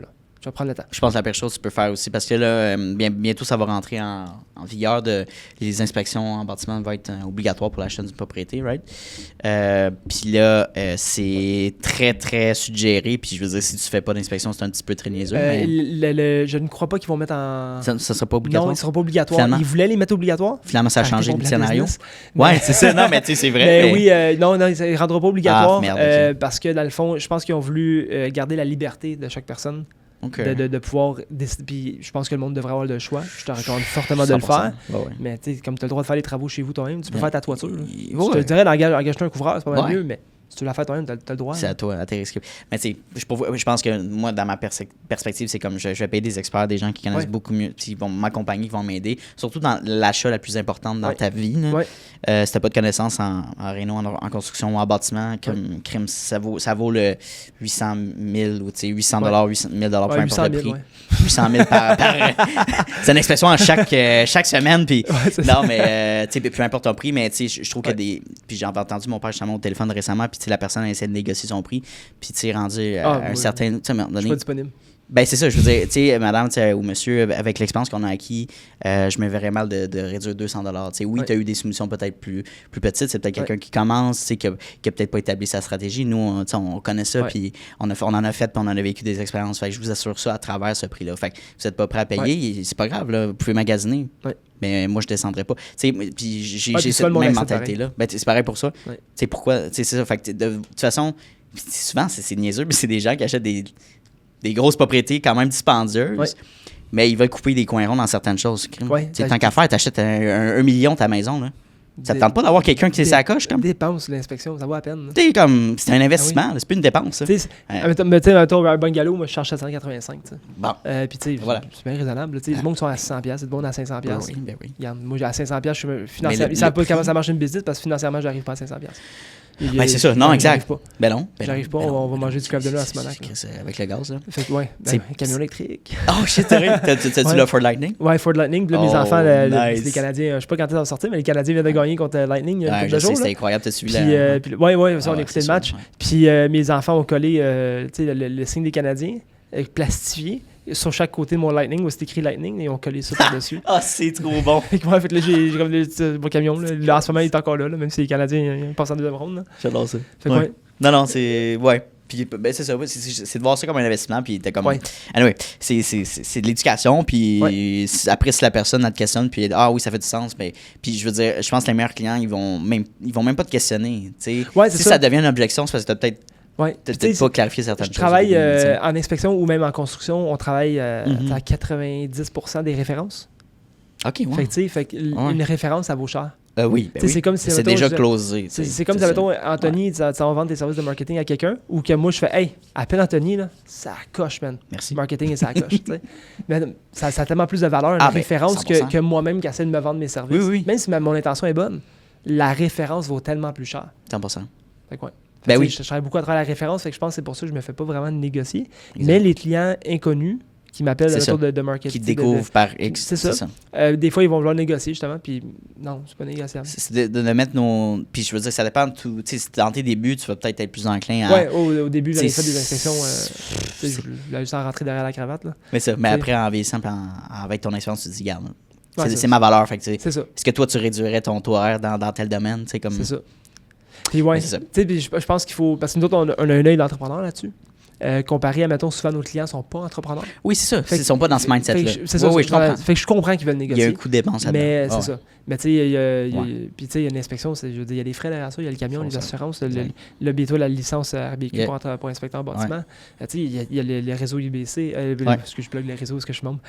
L'association, est-ce que tu es membre. Tu sais, fait que tu as des dépenses derrière ça. Après ça, tu as le marketing. Après ça, tu c'est ça. Fait que il y a bien les dépenses derrière une entreprise. Fait que tu peux pas faire ça nécessairement à n'importe quel prix. T'sais. Ben, il faut t'établir, oui, puis t'as un partenaire aussi. Encore une fois, t'as des dépenses et tout ça, mais faut.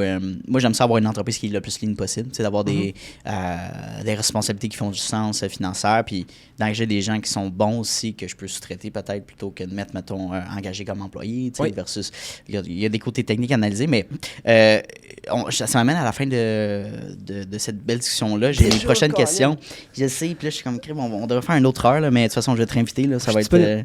Je sais que t'es du on fera un dans ton podcast. Puis, ouais, cool. Mais si on se projette dans un an, janvier 2027, où est-ce que tu aimerais être rendu pour toi en tant qu'entrepreneur, puis pour les inspections des verres, puis aussi la rénovation résidentielle aussi? Où est-ce que tu aimerais être rendu avec tous ces projets-là finalement? Oui, dans le fond, si on commence dans les inspections, tu sais, niveau pré-achat, inspection pré-achat, je suis pas mal saturé. Je suis maximisé, c'est un service que je fais moi-même, que je n'engage pas d'autres monde pour le faire à ma place. Je rédige mes propres rapports. Je suis limité dans ce que je peux faire. J'ai comme pas mal plafonné depuis 4-5 ans. OK. Puis dans le fond, mais tu sais, ce que j'aimerais faire dans l'inspection, j'aime faire des expertises, surtout au niveau des toitures. J'en fais beaucoup. Malheureusement, il y a beaucoup de problèmes avec les toitures. Fait que j'en fais beaucoup l'expertise de toiture. Quelque chose que j'aime beaucoup. Puis, tu sais, on ne se cachera pas, c'est plus lucratif aussi, une expertise comme ça. Là. Parce que tu viens ajouter une expertise. T'as une spécialité. Quelqu'un vient te chercher parce que tu as une connaissance spécifique sur un domaine. Tu te concentres pour ça. C'est ça. Fait que, tu sais, ça, j'aime beaucoup ça, faire ça. Okay. Fait que, tu sais, si je peux en faire plus, tant mieux. Je peux aider du monde. Tu sais, des fois, ça a un gros impact aussi. Tu sais, une toiture, quand ça coule, ça va pas bien. Tu sais, des chambres partout. Il doit y avoir une préqualification. Quelqu'un qui va aller chercher une expertise pour sa toiture. C'est peut-être pour un type de propriété, un type de clientèle. Oui, dans le fond, moi, j'étais couvreur avant. Fait, avant de Charpentier Mundi, j'étais couvreur. J'ai une expertise. Quand j'ai dans l'inspection, dans la première année, j'étais allé faire des formations sur des toitures. 2 formations sur les barrages de glace, puis une sur les barrages de glace, ventilation, isolation, puis l'autre sur les toitures, sur les membranes, juste pour me remettre à jour. Puis, tu sais, j'étais content de voir parce qu'il y avait une couple d'affaires qui avait changé, puis que je n'étais pas nécessairement au courant parce que ça faisait plusieurs années que je n'étais plus dans le domaine. Puis là, j'étais en train de préparer ma propre formation. Sur les toitures, sur les entretoits. Je veux en faire 2, dans le fond. Une qui va être plus de base pour les courtiers immobiliers qui veulent en savoir plus pour mieux référer. Mieux accompagner leurs clients, clairement. Absolument. Je vais en faire une là-dessus, puis une qui est plus poussée pour les inspecteurs en bâtiment, puis les entrepreneurs. Comment tu vas proposer ça? C'est numérique? Formation comme. Moi, je suis un gars de personne, moi, j'aime ça. Moi, je vais faire des zooms. Comme mode. OK. Quand je veux dire numérique, c'est pas préenregistré, c'est vraiment comme. Non, c'est en live, là. En coaching, un peu, genre? Ouais, moi, j'aimerais ça faire une formation, tu sais, d'une journée entière. On loue une salle, on se rend 20 personnes. OK. Puis let's go, là. Là, on passe ces toitures. C'est vraiment cool. Il y en a un projecteur en avant, puis let's go. C'est vraiment une belle valeur, ça. Je pense que j'en fais des formations, j'en suis. Puis j'aime tellement mieux quand je fais une formation en personne que quand je suis en Zoom. Oui, tu perds la connexion. C'est littéralement. C'est pas pareil. Ça n'a pas le même impact. Fait que j'aime mieux en personne. Fait que je suis en train de préparer ça. J'ai essayé de sortir ça pour 2027. Il y a beaucoup de travail derrière ça. À partir de ça, tu bâtis comme le podcast, c'est ta notoriété. Puis je trouve que c'est un domaine aussi qui est très classique. Il y a de la misère à innover. Je parle dans les inspections. C'est très classique. Puis il y a tellement d'automatisation qui peut être fait, de développement d'affaires. Puis encore une fois, d'éducation à travers ça. Je pense qu'un n'importe quel entrepreneur, il faut qu'il travaille sur sa valeur. Augmente ta valeur, puis tu vas pas vendre n'importe quel service par la suite. Tu vas pas faire n'importe quoi. Que si ta valeur, puis les gens reconnaissent qui t'es puis que tu es une personne sincère, tu vas être capable de faire n'importe quel service en tant que tel. Je comprends. Ta valeur en tant qu'entrepreneur ou humain? En tant qu'humain. OK. En tant qu'humain, tu sais, exemple, il y a plein de monde sur les réseaux sociaux qu'on connaît des noms, que tu sais, en réalité, ils changent de domaine. Ils font du coaching, des fois, ils font de la vente de produits, peu importe, mais il y a une valeur de la personne. C'est vrai. Fait que je pense que d'augmenter la valeur, c'est la chose la plus payante que n'importe qui peut faire. C'est vraiment un bon conseil. Ça fait du sens avec les 2 dernières questions que je t'ai posées en meeting, que je vais reposer ici. J'imagine que tu as eu le temps d'y penser aussi pour tes réponses. J'y ai pensé un petit peu, oui. Excuse-moi, 32, right? 37. 37. J'ai cheveux gris, mais pas encore passé, là. Tu vas être dans la 35e année. Mon père dit toujours ça, c'est l'année de plus. Anyway, je vais être dans la 35e l'année prochaine, Fait à 34 ans, c'est quoi ta vision du succès? actuellement, là? Ouais, comment tu la définis? Ma vision du succès, elle a complètement changé depuis que je suis inspecteur en bâtiment. Okay. Ma vision du succès maintenant, depuis plusieurs années, c'est plus au niveau personnel. C'est des choses qu'on n'a pas parlé vraiment aujourd'hui, mais il n'y a rien de plus important pour moi que ma famille, de loin. Puis j'ai beau être le meilleur entrepreneur sur la Terre, je fais tout ça pour mes enfants. Je fais tout ça pour pouvoir m'occuper d'eux autres et leur donner la meilleure vie possible. Fait que pour moi, c'est ça la vision du succès, c'est de regarder que mon garçon, mon plus vieux, il est en 3e année. Puis on est en train de me préparer pour aller au secondaire, aller au privé. Okay, parce qu'on pense à la meilleure décision. Ça coûte de l'argent, là. Oui, 100%. Puis je fais tout ça avec l'idée derrière ma tête, c'est je veux que mes enfants aient les meilleures options possibles plus tard. Fait que c'est ça ma vision du succès, c'est de réussir pour mes enfants. Puis tu sais, petite parenthèse, shout-out à cette décision-là parce que j'approuve. Tu sais, personnellement, j'ai vécu l'expérience au secondaire, excuse-moi, du public. Oui, moi aussi. Et versus le privé. T'as vécu les deux, toi? OK, wow, OK, j'ai fait à Laval, j'étais allé à Saint-Martin. Okay. J'ai fait 1 et 2, puis après, j'étais allé dans le collège d'Attendre. J'ai coulé toutes mes cours, puis j'ai été relancé dans un autre collège privé qui est le collège citoyen, à Laval aussi. Super collège, incroyable. Mais ça m'a tellement amené un encadrement. Il y a tellement une qualité d'éducation que c'est beaucoup plus strict, mettons. Ouais. Mais ça te permet de te développer vraiment comme une vraie personne qui va être prêt à être outillé en citoyenneté, en communauté. Puis après, si tu veux pousser les études, you do you, mais tu as tellement une bonne base qui est beaucoup plus impliquée que oui, ça vient avec le prix d'investissement. Mais c'est un investissement avec ton enfant. Mais j'adore cette éducation-là. J'investis dans le potentiel futur de mes enfants. Quand tu penses à ça, puis je veux dire, je comprends pas tout le monde qui a les moyens, mais tu te dis, c'est tellement quelque chose à budgéter que je trouve qu'il est important. Tu me dirais, Mathieu, aujourd'hui, ton garçon s'en va au privé, j'ai pas les moyens en ce moment. Là. J'ai pas les moyens, j'ai 3 enfants envoyés au privé, ça va coûter cher à ce moment-là. J'ai pas les moyens vraiment, mais je vais trouver une façon. Mais qu'est-ce que je dois faire pour avoir les moyens? C'est une belle question à se poser. Il me reste 3 ans pour préparer ça. C'est ça. Il y en a 3 ans, je vais en faire le way. Là. Exact. Je trouve que c'est tellement le meilleur cadeau que tu peux faire. Puis quand t'es jeune, tu ne réalises pas. C'est la valeur de cette éducation-là, on dirait. Tu dis, moi, je veux suivre mes amis, mettons, je m'en fous de n'importe quelle école. Non, attends, watch out, le genre les notes que tu vas avoir. Je me souviens encore des meilleurs professeurs que j'ai eus qui ont un impact encore. Tu sais, c'est pas parce que je pense pas que les profs au public sont pas bons. Je pense qu'ils sont juste tellement submergés. C'est parce qu'ils sont épuisés. Ils font plus de discipline que de... Ils peuvent pas mettre autant d'attention avec élève numéro 1 puis élève numéro 15.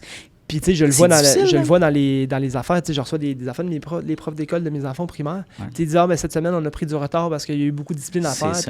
Puis ma fille, mettons, dans sa classe qui a eu plusieurs accrochages, ma fille, straight A's, ça va super bien. Puis, elle se fait ralentir par le monde. Elle ralentit par le monde qui déconne dans la classe. Ça, c'est un aspect. C'est pas la faute du prof, il est tellement fin, le prof. Là. Mais il faut qu'il gère les 30, je pense, sont 28 ou 29. Mais oui, t'en as 2-3 cocos là, que ça crie, puis c'est difficile à gérer. C'est ça. Il n'y a pas le choix de mettre son attention là-dessus. S'il ne fait pas ça, ça va donner le chaos dans pas long. Là. Non, c'est vraiment... Il n'y a pas le choix, mais à cause qu'il fait ça, tous les élèves qui sont bons, ils perdent leur temps. Ouais. J'aime que tu aies amené ce côté-là. Je pense que c'est important. De savoir quel genre de parent que tu veux être aussi, quel genre de modèle que tu veux donner. Puis... Fait que c'est une autre question qu'on pourra avoir dans le part 2. Deuxième question que je vais te poser, dernière question du podcast. Si tu pouvais parler à un Mathieu de 25 ans, il y a 9 ans dans le fond, qu'est-ce que tu lui dirais?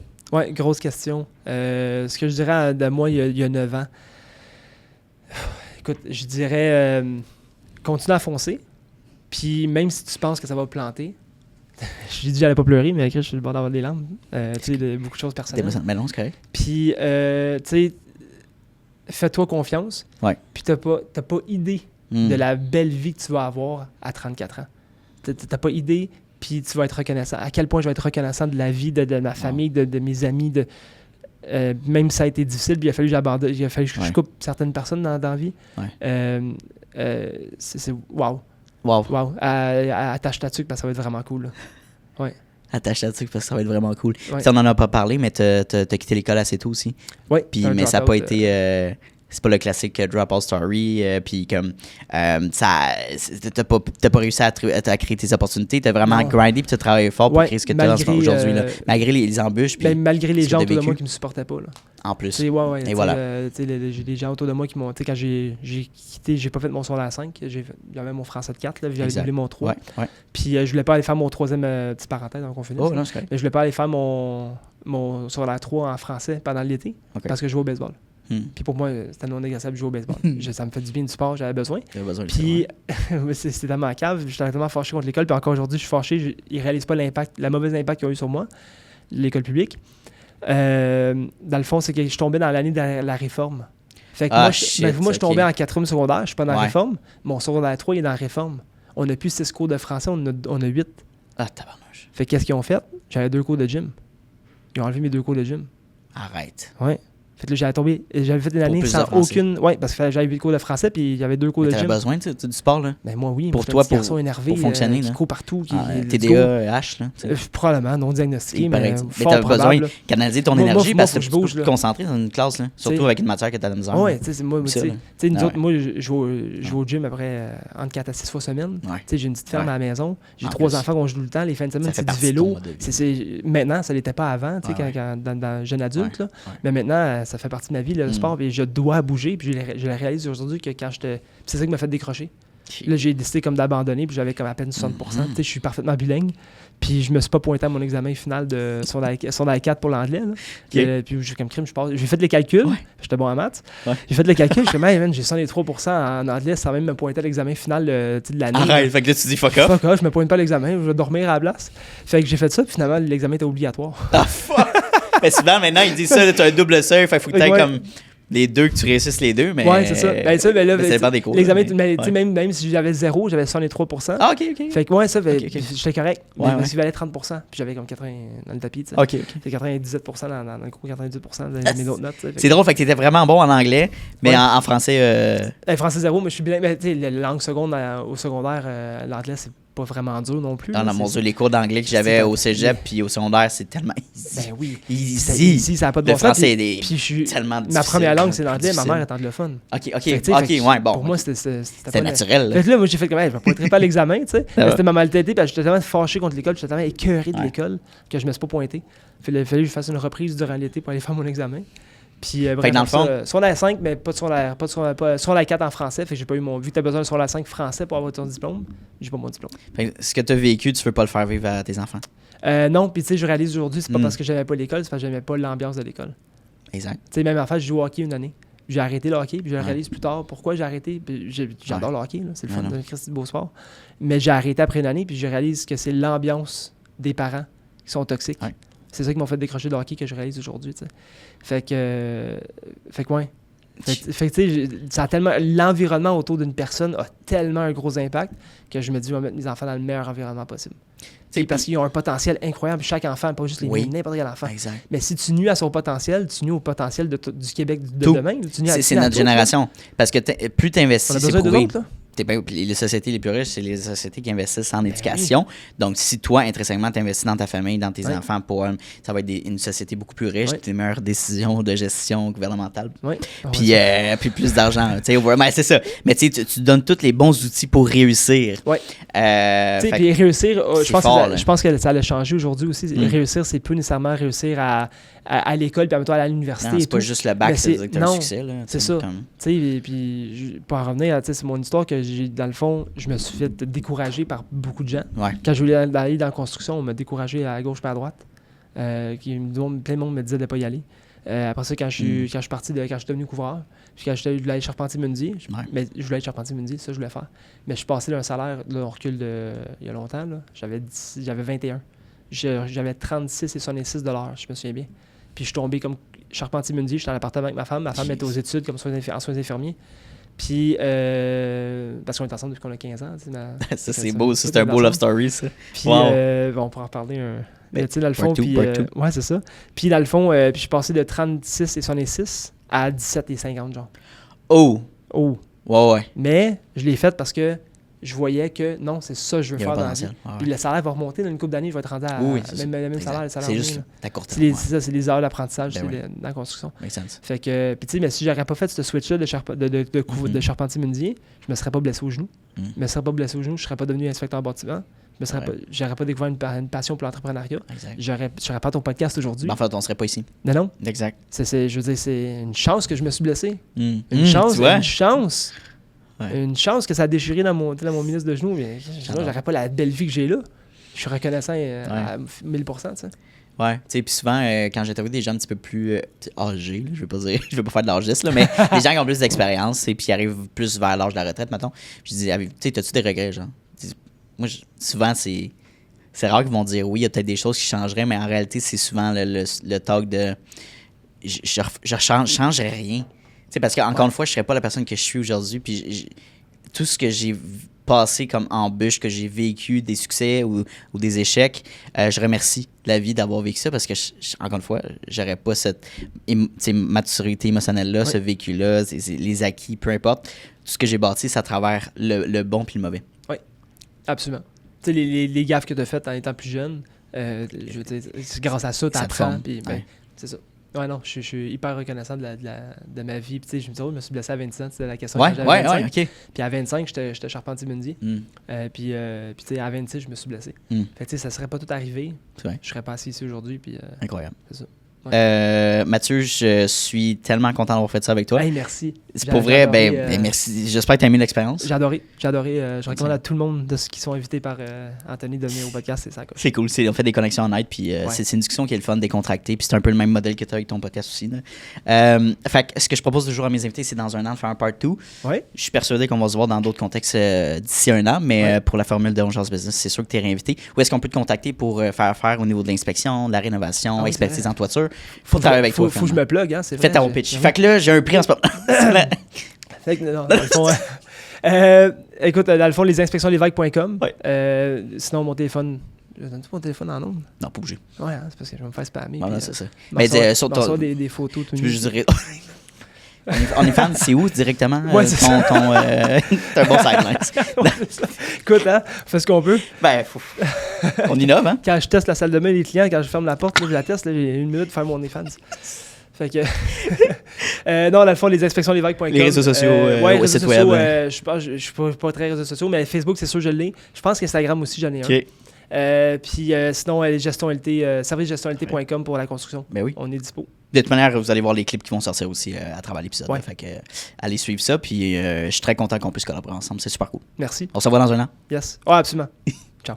Ciao.